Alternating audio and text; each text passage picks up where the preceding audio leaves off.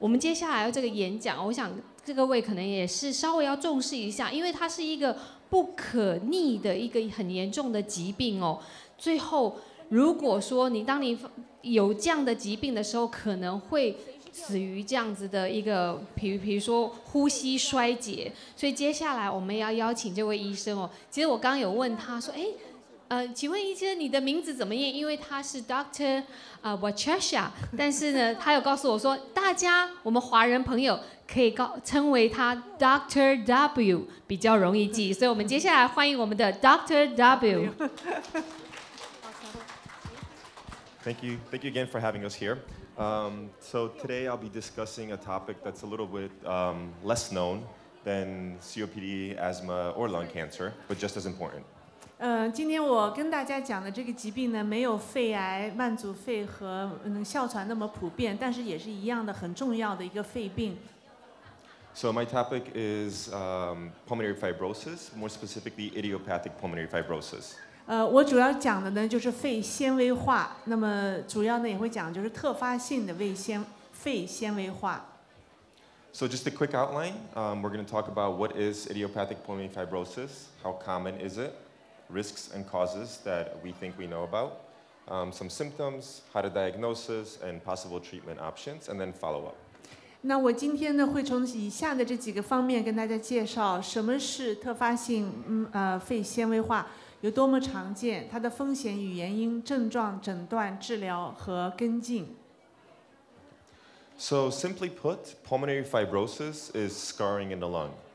On the left here, you have a normal lung. You've seen this picture throughout our presentations. These are little air sacs that do a lot of gas exchange. And on the right side, you have a damaged lung. And scarred lung, basically what happens is these air sacs just get thicker and thicker. 那肺纤维化主要就是说你的肺呢变得就是变硬变厚。那大家看到左边的那个呢肺它是肺泡是正常的，那右边的这个肺泡呢就变大变厚，就它变得是有伤痕，是受损的这个肺泡。And just another representation of the same idea is, as you see, these air sacs get thicker and thicker and make it more difficult for oxygen and CO2, basically gas exchange, to occur between the blood and the little air sacs. 所以大家看到它的那个结果呢，就是说，如果这个肺泡的变硬变厚了以后呢，那么血液跟肺之间交换氧气，就是送进氧气，把那个二氧化碳排出的这个功能呢，就变得很弱了。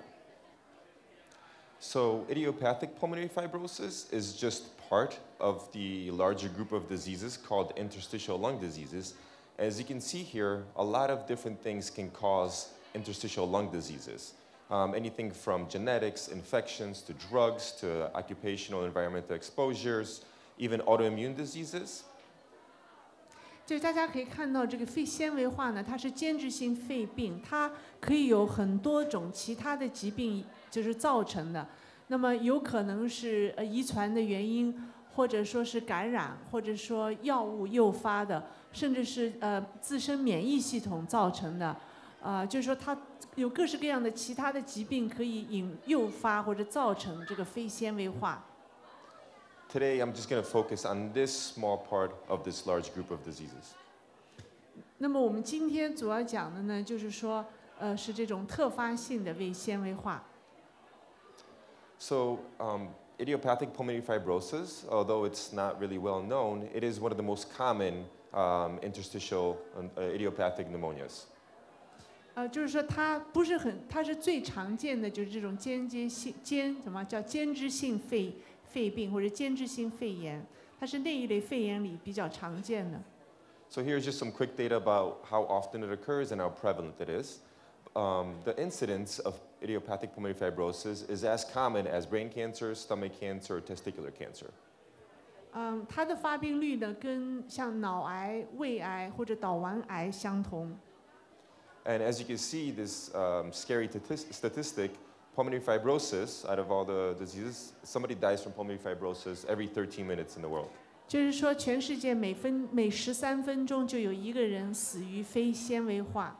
As you can see, it's a pretty bleak survival, 2 to 3 years. So it's just as concerning for us pulmonologists as lung cancer would be.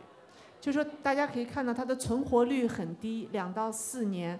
所以对肺科医生来说，他一样是要就像肺癌一样的，就是花很多心思来想办法帮助这些病人。So we're not really sure yet in the medical field what causes idiopathic pulmonary fibrosis, hence it being called idiopathic, unknown. 就是说这个病的名字特发性胃纤维化，这个特发性的意思呢，就是说原因不知道。就是医生到现在不知道，就是这一类的肺纤维化是由什么造成的，所以它就叫特发性。But there's been some associations that have been noticed. It's more common in males. It's more common in patients over the age of 65. It's more common in smokers, just as a lot of lung diseases. It's more common in patients with reflux, patients who've been exposed to environmental exposures, radiation, and there is some thought that it may be partly genetic. 但是呢，我们知道这个病呢，在男性里更常见，在年纪大的人里面也更常见，吸烟的人里更常见，然后在那个胃反酸的这些人里面也比较常见。那当然，环境污染啊、放射性啊、高放射性的这些原因呢，也都会诱发这个疾病。And as with a lot of lung diseases, the symptoms are very nonspecific. 它的症状呢，就是不是很明确。So same as with lung cancer or COPD, you have chronic cough, hacking cough, fatigue, weakness, discomfort in the chest, loss of appetite, and weight loss. 就是说它的症状呢，你看跟其他那些疾病也很类似，它有长期的咳嗽，然后你觉得很疲劳，身体很虚弱，然后呢胸部这里不舒服，然后呢没有胃口，然后呢体重下降。On exam, some people do have some crackles that they hear in the lungs, and sometimes about 30% of people have this called finger clubbing, which can be seen in a lot of other diseases as well. 当然这些病人里面呢，他有的会手指就像变得像棍棒，手指尖像棍棒一样粗。但这个症状呢，不只是特发性肺纤维化，其他疾病的人也会有这种症状，所以它不是唯一，只是在这一类病人里面呢。So this is just the quick pictures that we see as pulmonologists when we do investigations looking for reasons why people are short of breath. At the top, you have normal imaging. So this is normal chest X-ray, normal CAT scan. 所以就是说，我们肺科医生就是看上面呢是正常的肺，左边呢是 X 光照片，右边呢是 CT scan， 就是这上面蓝色的这2个呢都是正常的肺的造影。And at the bottom is just a representation of what pulmonary fibrosis looks like for us on a X-ray and on a CAT scan. 那如果说是有肺纤维化的病人，他的 X 光片和他的这个 CT 扫描出来的图影像呢，就是下面这样的。So you can see a lot of the dark tissue here is air or normal lung gets replaced by this white tissue, which is the scarring, the fibrosis. 那么大家看到深色的那个呢，就是它的肺里面的空气气流通过的地方。那么你们白的呢，就是它变成纤维化或者变硬的这一部分。所以大家可以看到下面的这2张的有肺纤维化的病人，他的肺里面的那个空气的那个很少，所以很多都变得白白的，都是他的那个纤维化的肺的组织。So how do we diagnose pulmonary fibrosis or idiopathic pulmonary fibrosis? 那么我们怎么诊断这个疾病呢？ Because the symptoms are not very specific, a lot of different diseases affect the lungs. It makes it very difficult to make this diagnosis, and quite often it's delayed 1 to 2 years. 因为这个病的病状呢不是很具体，那么还有很多的疾病呢也都可以影响到肺，而且有各种外部的影响，药物都可以影响到肺，所以这个诊断这个病呢，往往都会拖延时间，往往都在1、2年以后才诊断出来是这个疾病。So just being aware of it, knowing about it, and keeping it on our radar is important. 所以就是说，如果你对这个疾病有所了解的话，那会帮助你，就是及时诊断出这个疾病来。So this is just some of the things that we can do, and as we also perform very similar workup in a lot of other pulmonary diseases. 就是说，这些是我们能做的事情，怎么来检测这个肺纤维化这个疾病？ Most of the time, just like with any other doctor's visit, you're going to have a history. We're going to talk about different exposures, reasons why you may be feeling short of breath, and draw blood work based on what the patient tells us, what they're feeling, and what our suspicion is for a disease. In pulmonary fibrosis, as you saw in the chart, we have a lot of other diseases that can cause similar symptoms and similar damage to the lungs. So it's important to get a good understanding of your history, and some of the blood work may help us isolate what's causing the damage. 就是说，你如果看医生的话，医生要详细的了解你的病史，然后你要做身体检查，做些血液检查，因为我们知道有各式各样的原因可以造成你的肺部的这些症状，那么我们就要用排除法找到，就是说是到底是什么原因才产生这个症状。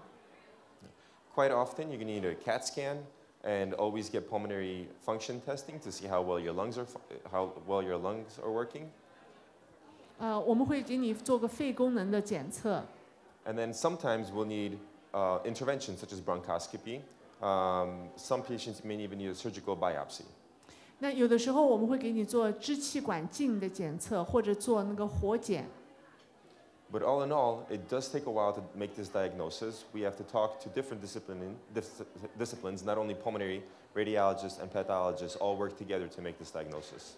当然最后的这诊断需要各个科类的医生一起会诊，才做出这个诊断，包括放射科的医生啊，其他科的医生共同诊断，最后共同诊断出这个疾病。So once we make the diagnosis of idiopathic pulmonary fibrosis, this is some of the treatment. 这些就是治这个特发性肺纤维化的一些治疗非药物类的治疗方法。So non-pharmacologic treatment includes stop smoking or don't smoke, don't start smoking. 首先就是不要吸烟或者戒烟。Vaccines are also important because the damage to the lung is sometimes so severe that you can't afford to have any more damage, so you want to prevent any kind of infections. 就是接受疫苗也很重要，因为有的时候你的肺已经受伤很厉害，你不能再有任何的感染病毒或者的感染，所以你要保护你的肺不被再攻击，所以要打疫苗，比如防止流感啊、肺炎这些疫苗很重要。Some people may need oxygen. 有些人可能需要氧气。And exercise and rehabilitation, as Dr. Zapata touched upon, also comes into play here. 刚才前面那位医生提到的做一些系统的肺康复，或者说理疗或者运动也很重要。So quite often we focus on treating the symptoms first. 我们在治疗肺纤维化的时候，通常先注重治疗你的这个症状。There's some pharmacological treatments that have just come into fruition, and they're working a lot more. 就是药物治疗现在也开始有了。Patients with idiopathic pulmonary fibrosis, just like with COPD, just like with asthma, do get exacerbations, and the main treatment for that would be steroids. 就是说跟其他那些肺科病人一样，就是他们肺会受到怎么说会突然发生这个状况，那么主要治疗的是类固醇的药物。If we find a cause for the scarring in your lungs, let's say it's an autoimmune disease or another reason for it, there's some medications that can help prevent further damage to the lung. 那如果我们找出来造成你这个肺纤维化的原因，比如讲是我们前面不是说有各种因素都可以造成的吗？比如讲，如果我们发现是免疫系统的问题的话，那也有免疫抑制剂，就是来抑制免疫系统的这些疾病，来阻止这个肺纤维化的发展。And if there's no identifiable reason for the scarring in the lungs, there's two new medications, which I briefly touched upon, that can help prevent scarring. 那还有药物呢，可以阻止这个肺的这个纤维化的发展。就是也有2个药在市面上。But as you can see here, the lung function over time still progresses. The bottom line is the one without medications. The one with the blue line is with medications. The lung function still worsens, it just worsens slower. 那么那2条线，一个蓝色的，一个红色的呢？红色的是没有用药物治疗的病人。蓝色的是有药物治疗的病人，那大家看到他的肺功能有药物治疗的减低的速度更慢。And as a last resort, unfortunately, is lung transplant. 那如果说什么办法都没有的话，最后的办法就是肺移植。就是装一个新的肺。So in quick summary, basically we don't know too much about idiopathic pulmonary fibrosis. There's a lot of diseases that can cause scarring to the lung, so it's important to figure out what is causing the scarring. 就是说，特发性肺纤维化的真正的原因呢，我们不知道，但是我们知道有各式各样的疾病呢，都可以造成这个肺的纤维化，就是主要你要看到是造成是什么原因。It's a deadly disease, and we need to keep it on our radar. 呀，这个病呢，就是说，造成死亡的那个，是个可致死的，就是怎么说呢，致死率很高的病。So this is just some of the information, websites with some more information about pulmonary fibrosis. 就是刚才那个4个网站，这个4个网站呢，就是如果你们想了解更多肺纤维化的疾病呢，那你们可以去这4个网站去看。这样的话，如果你想了解更多的信息。